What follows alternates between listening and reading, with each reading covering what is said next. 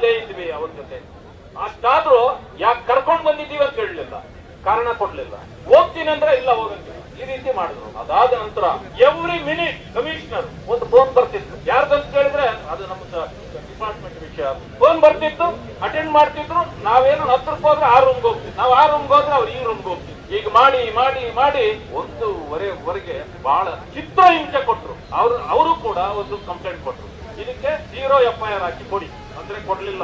0 FIR ಅನ್ನ ಎಲ್ಲಿ ಬೇಕಾದ್ರೂ ಹಾಕ್ಬಹುದು, ರಾಜ್ಯದಲ್ಲಿ ಹಾಕ್ಲಿಲ್ಲ.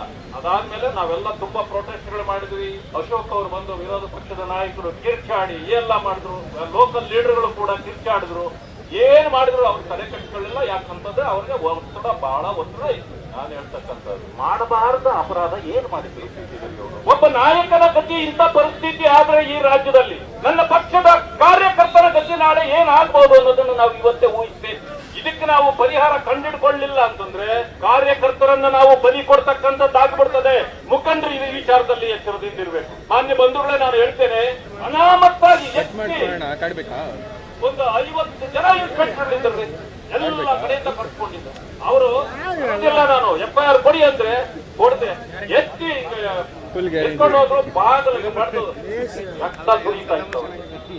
ಏನ್ ಕೇಳಿದ್ರು ಅವರು ಒಬ್ಬ ತಯಾರಿಲ್ಲ. ಒಬ್ಬ ಚುನಾಯಿತ ಸದಸ್ಯರುಗಳನ್ನ ಈ ರೀತಿ ಇವರು ಮಾಡೋದಾದ್ರೆ ಸಾಮಾನ್ಯ ಕಾರ್ಯಕರ್ತ, ಸಾಮಾನ್ಯ ಜನರ ಗತಿ ಏನು? ಸರ್ಕಾರ ನಾವ್ ಎಲ್ಲಿದ್ದೇವೆ?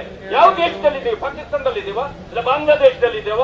ಅರ್ಥ ಆಗ್ತಾ ಇಲ್ಲ ನನಗೆ. ಅಥವಾ ಈ ಸರ್ಕಾರ ಕಾಂಗ್ರೆಸ್ ಸರ್ಕಾರನ ತಾಲಿಬಾನ್ ಸರ್ಕಾರನ? ಇದನ್ನೆಲ್ಲ ನಾವು ಕೇಳಬೇಕಾಗ್ತದೆ ಇವತ್ತು.